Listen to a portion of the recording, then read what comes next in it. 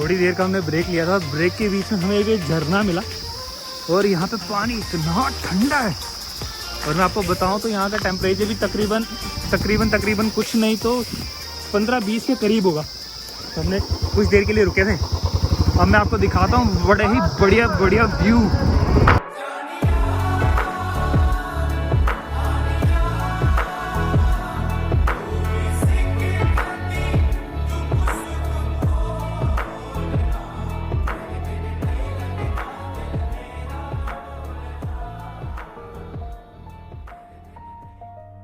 तो यहाँ पे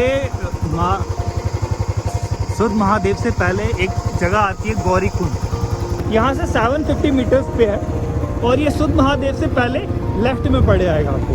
तो इट इज़ गुड। और सबसे बड़ी बात, जम्मू में आपको अखरोट के पेड़ देखने को मिल जाएंगे। बताइए इससे ज़्यादा और क्या ही बचेगा।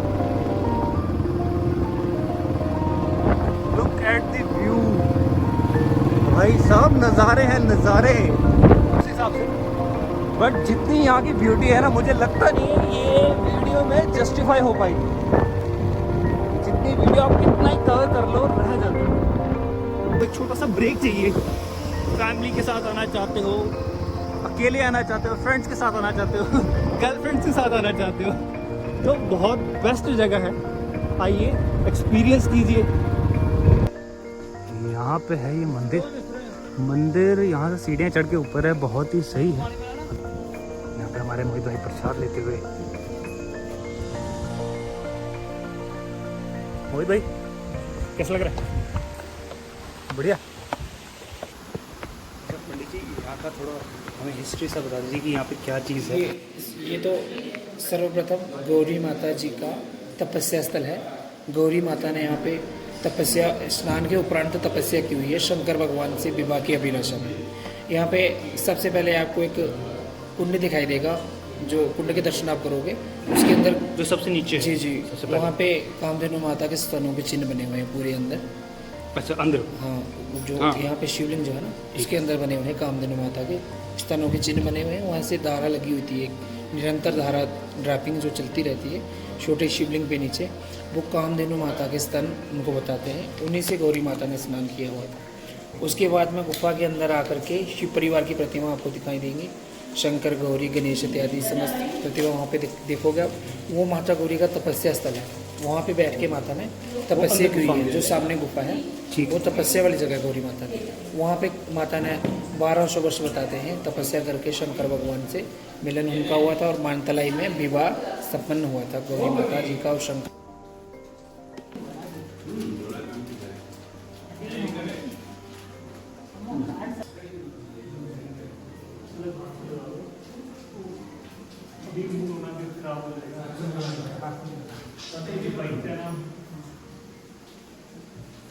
ये एक टाइप से पूरा एक थोड़ा डिटेल व्लॉग सा बन जाएगा, जिसमें आप पूरी A to Z चीज़ें देख लें।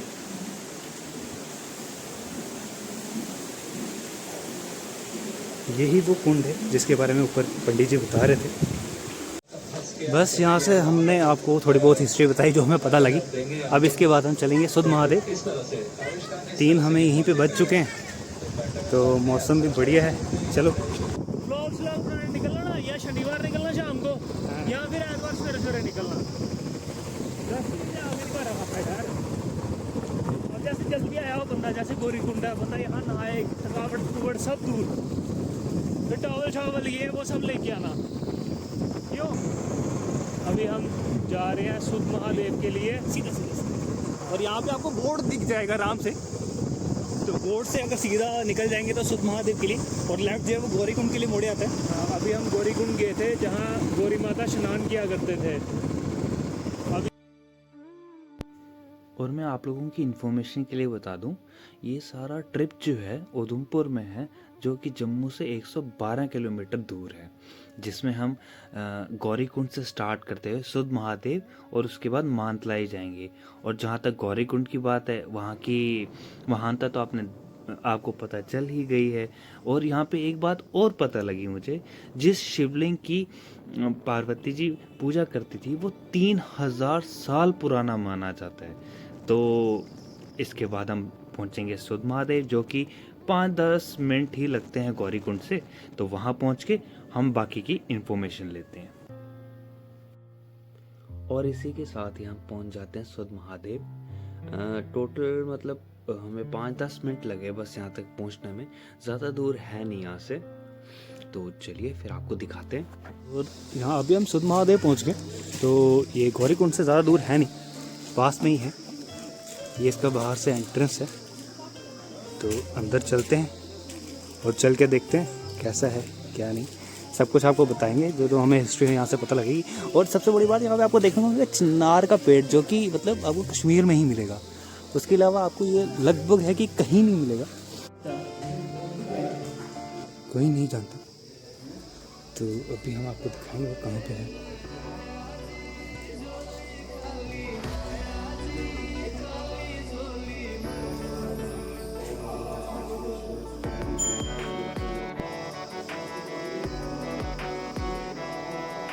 अगर आप वीडियो देखते देखते यहाँ तक पहुँच ही गए हैं तो प्लीज़ फ्रेंड्स इस चैनल को सब्सक्राइब कर दीजिएगा और कमेंट करके हमें ज़रूर बताइएगा कि आपको ये चैनल कैसा लग रहा है, इस पर जो वीडियोस अपलोड हो रही हैं वो कैसी लग रही है, ताकि हम आपके लिए और इंटरेस्टिंग वीडियोस ला सकें।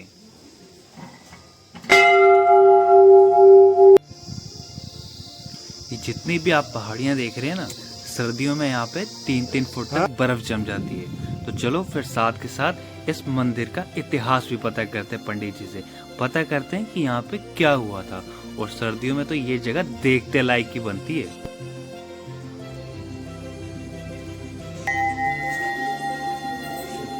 इतिहास है जो पार्वती जी हैं, मानतलाई जगह का स्थान है, वहाँ राजा हिमाचल मैना देव जी रहते थे। तो वहाँ पार्वती का जन्म हुआ। वहाँ से माता पार्वती चल के गौरीकुंड जाते थे, वहाँ स्नान करके गुफा में तपस्या करते थे। वहाँ से जल और फूल लेके आते थे और यहाँ सुध महादेव में एक शिवलिंग स्थापित किया पार्वती ने। और पार्वती वहाँ जल चढ़ा के फूल चढ़ा के मानतलाई चले जाते थे। और यहाँ जंगल था, इस जंगल में एक सुदंत नाम का राक्षस रहता था, जो भगवान भोलेनाथ का भक्त था। और कहते हैं उसमें शरीर है वो इसे एक राक्षस का मिला हुआ था।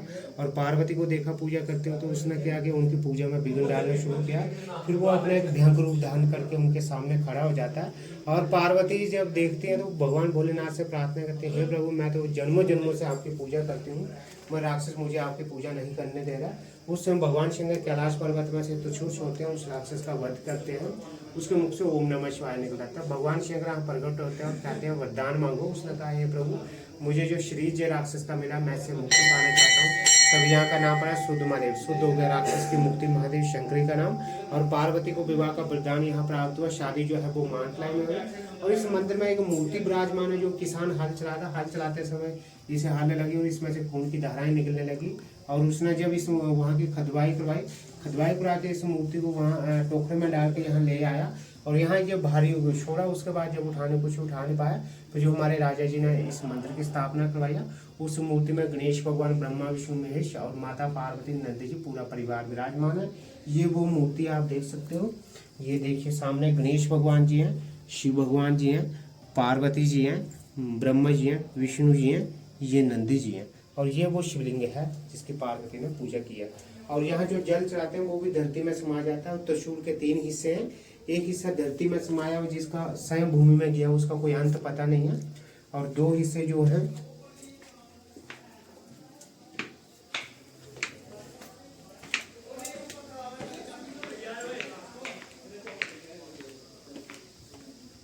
और इस त्रिशूल के 3 भाग है। एक हिस्सा धरती में समाया हुआ है स्वयं भूमि में, जिसका कोई अंत पता नहीं है धरती में कहाँ तक समाया हुआ है। और ये 2 हिस्से धरती पे गिरे हैं, ये राजे ने लगवाए हैं। ये जिसमें लिखा हुआ पढ़े ने गया। और ये हाथ के निशान है, भगवान शंकर के हाथ से पकड़ के छोड़ा। और ये सबसे ऊपर वाला हिस्सा है।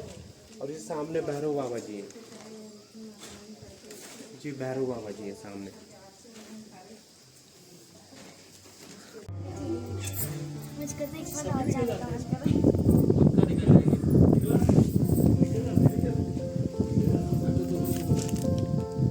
और जैसा कि अभी अपने पंडित जी से यहाँ की इतिहास के बारे में सुना, यही यहाँ का इतिहास था। तो जिसके बाद अभी हम यहाँ से जाएंगे मानतलाई, जहाँ पे शिव जी का विवाह हुआ था। तो अभी वहाँ पे जाएंगे। और यहाँ पे आप ज़रूर आइए, फैमिली के साथ आइए। और आके आपको यहाँ पे एक अलग सी पॉजिटिविटी महसूस होगी। तो चलो हम आपको मिलेंगे मानतलाई में। तो यहाँ के लिए बस इतना ही।